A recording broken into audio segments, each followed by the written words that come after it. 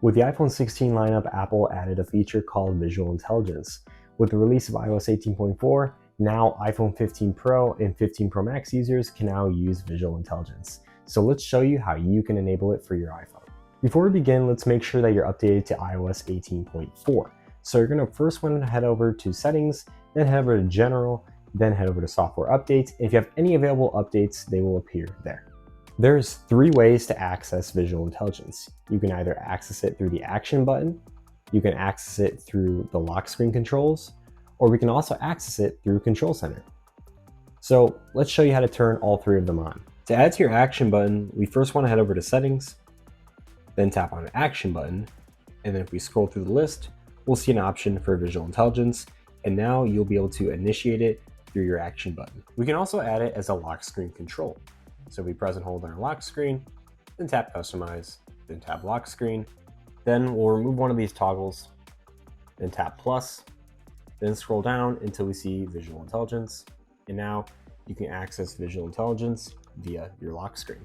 In addition, we can also add it to our Control Center. So to add it to Control Center, we're going to pull down from the right-hand side, then press in the middle, or you can tap the plus in the top left, then tap Add Control.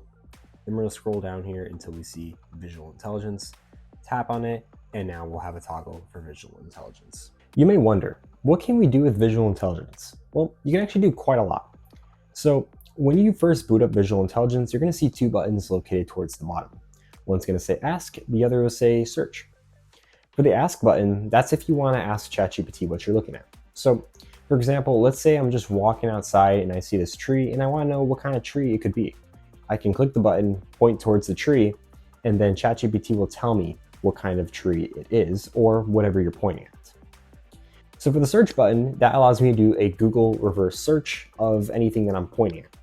So let's say I find these cool shoes in a store and I want to know if another retailer has them for a different price or maybe in more colors. If I click the search button and point at that thing I'm looking at, it will do a reverse Google search and find me other places that have the same thing or just other images. And it works quite well in my experience, even if you're not fully capturing the item or object that you're looking at. Additionally, with Visual Intelligence, you can even point your iPhone at, let's say, a plant or an animal, and your iPhone will automatically recognize what it is, give you a little pop-up towards the top.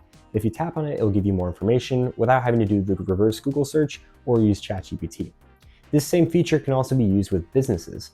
Let's say I run into a business and I want to find their website, their number, or just their reviews in general. I can point my iPhone towards it. A little pop-up will show up towards the top. If I tap on it, it will give me an option to call a website and give me the reviews to that exact business instantly without having to do anything else. It's very simple and works quite well. And that's just the rundown of what you can do with Visual Intelligence. I hope you found this video useful. Subscribe for more videos like this, and I'll see you in the next one.